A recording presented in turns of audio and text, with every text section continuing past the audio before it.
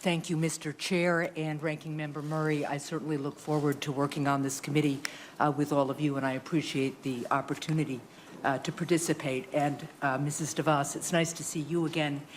Thank you for being here today, and your family as well. And I think all of us here share a commitment to public education and understand the essential nature to our democracy. I would echo my colleagues' call for another round, at least, of questioning, because I think our job here is not just to talk about ideas, but actually to drill down to how things actually work in practice.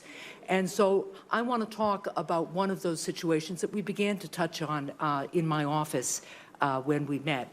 And it echoes a little bit of what Senator Collins was just talking about in terms of full commitment to our students with disabilities, and what Senator Cassidy was talking about in terms of access to quality education for children with dyslexia.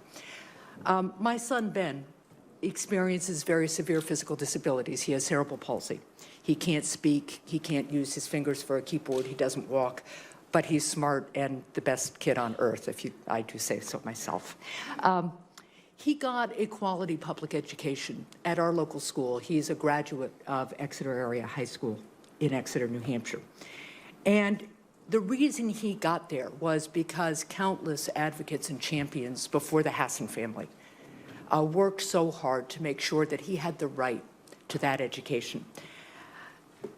And I am concerned that when students who experience disabilities receive a publicly funded voucher to attend a private school, they often don't receive adequate resources, and in some cases have to sign over their legal rights under the Individuals with Disabilities Education Act.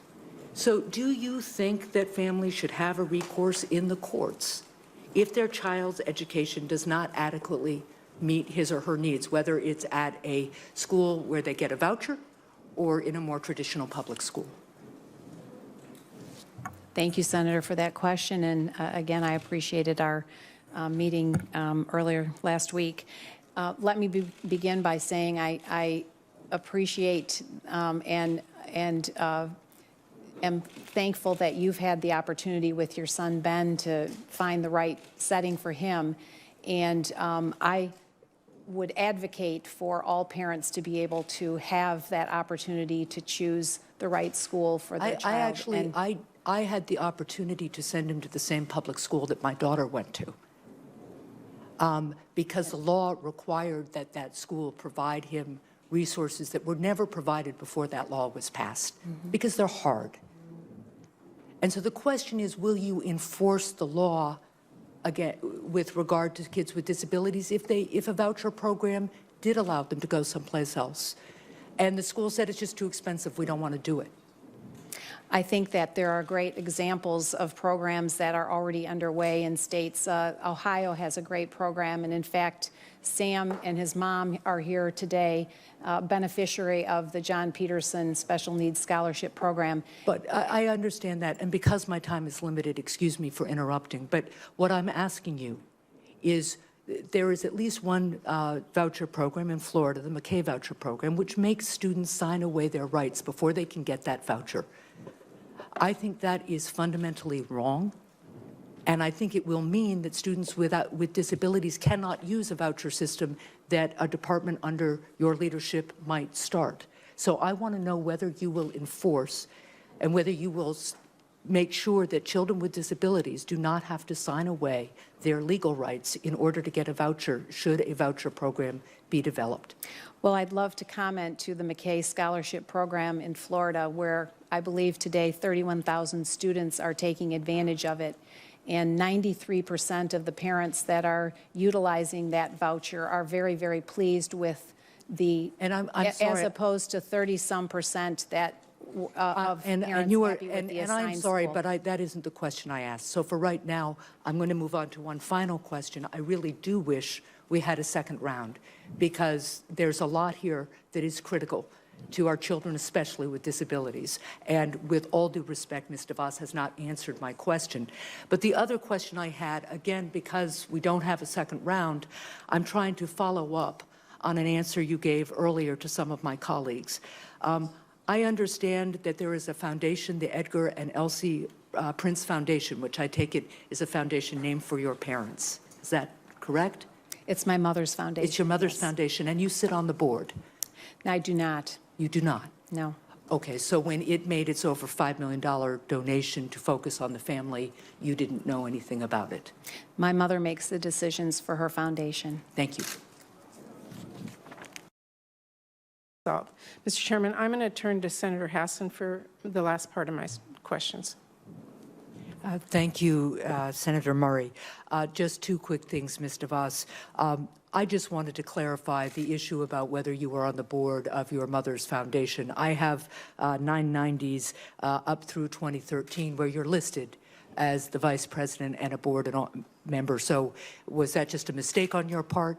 That was a clerical error. I can assure you, I have never made decisions on my mother's behalf on her foundation board. So the listing that you were the vice president of the board is incorrect? That is incorrect. Okay, thank you.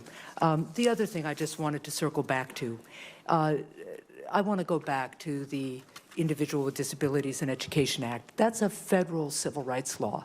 So do you stand by your statement a few minutes ago that it should be up to the states whether to follow it?